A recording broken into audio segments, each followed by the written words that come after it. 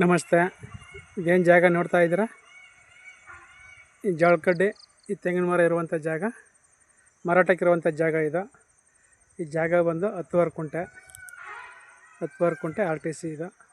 ಒಂದು 20 ತೆಂಗಿನ ಮರ ಇದೆ ನೋಡಿ. ಇದು 3 ಲೈನ್ ಇದೆ. ಆ ಕಡೆ ಒಂದು ಲೈನು, ಇದೊಂದು ಲೈನು, ಇದೊಂದು ಲೈನು, 3 ಲೈನು ತೆಂಗಿನ ಮರ ಬರುತ್ತೆ.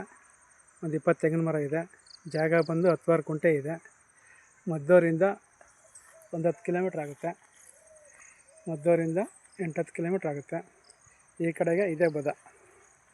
ಈಗೇನು ನೋಡ್ತಾ ಇದ್ದೀರಾ ಈ ಜಾಗ, ಇದೇ ಬದ. ಈ ಕಡೆಗೆ ಹೀಗೆ ಹೋದರೆ ರೋಡ್ ಪೇಸಿಂಗ್ ನಿಮಗೆ 45 ಅಡಿ ಬರುತ್ತೆ. ರೋಡ್ ಪೇಸಿಂಗು ಕಾಲುವೆ ಇದೆ. ಅಲ್ಲಿ ಕಾಲುವೆಗೆ ಒಂದು ಡಕ್ಕ ಹಾಕಬೇಕು.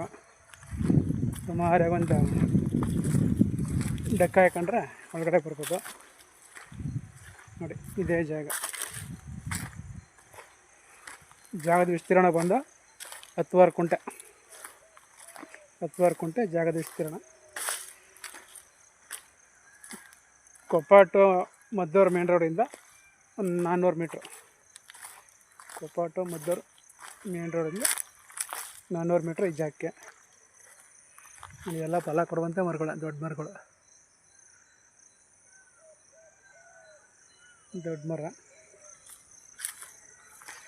ಒಂದು ಕುಂಟೆಗೆ 2,80,000 ಹೇಳ್ತಾರೆ. ಕೂತ್ಕೊಂಡ್ರೆ ನೆಗೋಷಿಯಬಲ್ ಆಗುತ್ತೆ.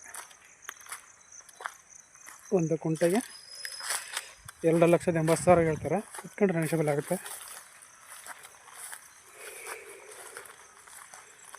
ನೋಡಿ.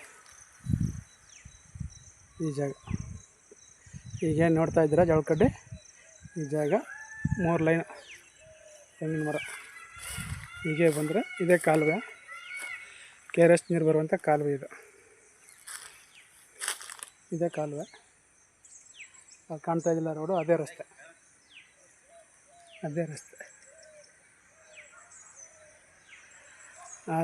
ಆ ರೋಡಿಂದ ಈ ಕಾಲುವೆಗೆ ಡಕ್ಕ ಹಾಕೊಂಡ್ರೆ ಒಳಗಡೆ ಬರುವಂಥ ಜಾಗ ಇದು. ತುಂಬ ಚೆನ್ನಾಗಿದೆ. 10 ಕುಂಟೆ ಹುಡ್ಕೊಂತವ್ರಿಗೆ ಜಾಗ ತುಂಬ ಚೆನ್ನಾಗಿದೆ. ಮದ್ದೂರಿಂದ 8-10 ಕಿಲೋಮೀಟ್ರ್ ಈ ಜಾಗಕ್ಕೆ. ಕೊಪ್ಪ ಮದ್ದೂರು ಮೇನ್ ರೋಡಿಂದ ಒಂದು 400 ಮೀಟ್ರ್ ಮಣ್ ರೋಡು. ಕಾರಿಗೆಲ್ಲ ಚೆನ್ನಾಗಿ ಬರುತ್ತೆ. ಕಾರ್ ಬರ್ಬೋದು, ಏನು ತೊಂದರೆ ಇಲ್ಲ. ಕಾರೆಲ್ಲ ತರ್ಬೋದು.